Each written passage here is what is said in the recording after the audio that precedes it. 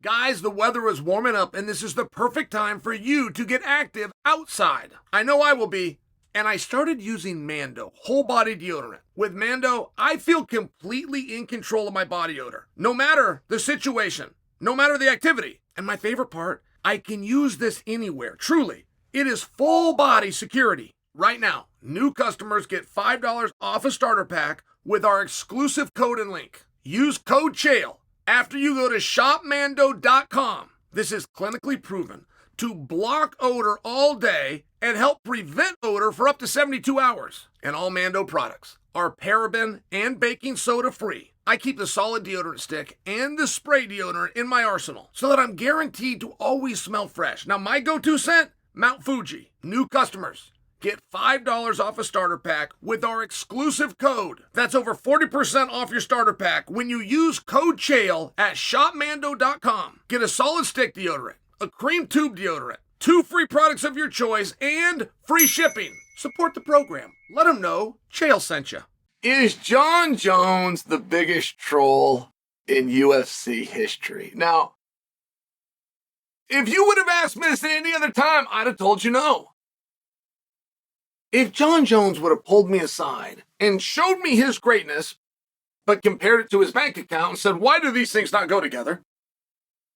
I'd have explained to him, because you're not a very good troll. Right? I'd have explained some of the business to him, the importance of commanding headlines, the importance of storytelling. Things that he does not do well. But he's secretly pretty interesting. Like Jon Jones's opinion of the way a person should portray themselves for the public. He has a code. And it used to drive people crazy. They said, man, this guy's fake. This guy's nothing like it, which was true. It was fake. He was nothing like his code. But what is the real Jon? How fun is the real Jon? The real Jon showed up to a press conference one time, turned to Daniel Cormier and said, I got high on coke and still knocked you out. Do you guys happen to remember that? They're sitting down at a joint press conference, and all Daniel wants to do is mention this guy did coke. And we have proof. It's all he wants to just find a way to build a bridge between the audience and Jon's positive coke test. Daniel finally builds that bridge. And Jon uses that bridge to drive right over and say, I was high on coke and I still beat you. And it was one of the highlight moments. It was one of the highlight moments of Jon's career. As far as a reception, as far as what we call a pop from the crowd, Jon won world championships. Jon stopped Shogun with a body shot, which nobody in MMA stops anybody with a body shot. Jon stopped Shogun with a body shot for a world championship to make him the youngest champion in UFC history. 4 things that have never been done all into one. And believe me, there was a reception. It wasn't as loud as the pop the crowd gave when Jon told Daniel, I got high on coke and still knocked you out. And so there was these things that Jon started to learn slowly. He just started to learn these very slow. And right when I think, all right, we got him, I can just take you back to his very last fight. Jon is scheduled to go on First Take with Stephen A. Smith. Now, the way they set it up, Stephen A. is putting Molly and everybody to the side. It's just going to be Stephen A. and Jon Jones. It's going to be a one-on-one sit-down on ESPN's #1 program. The only other fighter to get that airtime at ESPN is me, and I got it once. It is that hard to get that kind of airtime.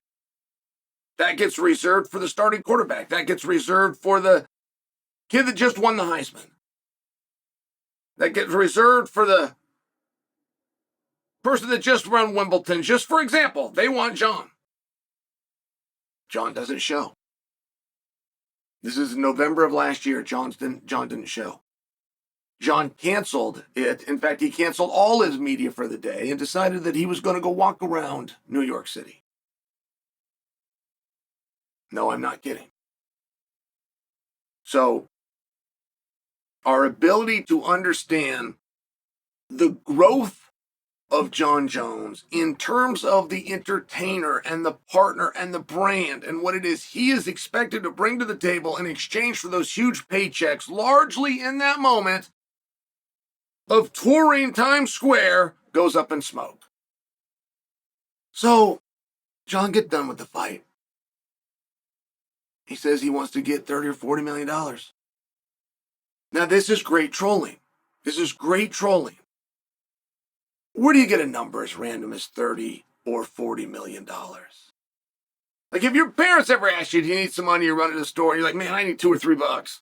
You know, and I did $20 to $30 million. Like, what a random number. Why would you even have a discrepancy of number in mind so big, let alone go out publicly and speak it? Well, I'll tell you. Because Mike Tyson and Jake Paul had fought the night before, and there was a rumor that they made between 20 and 30 million bucks. I had just read the headline myself. 20 to 30 million was as fresh in my mind as it is in Jon's. When Jon sat down and said to go out there and finish this duel with Tom Aspinall, he's going to need about 20, 30 million bucks. And it was a very funny thing to say at the time, not to mention it got a little bit of back and forth, not to mention, you want to know the easiest way in the world to get something? The absolute easiest way. I know people are going to tell you to get a degree and work hard and buckle down and follow the rules. But do you want to know the actual easiest way to get something? Ask for it. That's the easiest way. Do you want to know the easiest way to be rich? This actually has nothing to do with the topic, but would you like to know? Buy something and then sell it for more money than you paid for it, enough to make you rich. That's still to this day the world's easiest way. Buy a piece of property for $2 million and sell it for $3 million. That is the number one way to become rich. So Jon Jones wants to do it through pugilism. He wants somebody else to just hand him a check.